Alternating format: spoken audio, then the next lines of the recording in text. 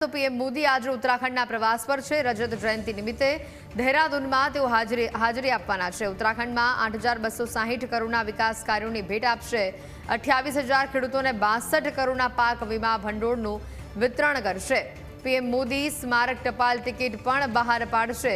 PM Modi દેહરાદૂનની અંદર સભા પણ ગજવવાના છે। મહત્વનું છે કે પીએમ મોદી રાજ્યની સ્થાપનાના રજત જયંતિ સમારોહમાં હાજરી આપવા માટે દેહરાદૂન પહોંચ્યા છે।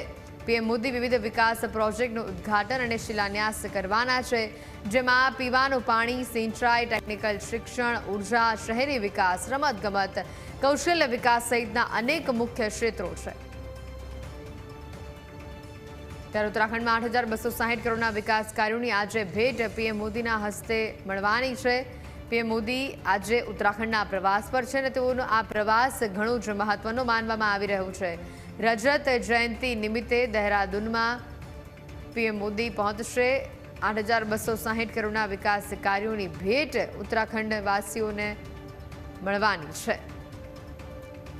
પીએમ મોદીનો આ પ્રવાસ ઘણો જ મહત્વનો માનવામાં આવી રહ્યો છે।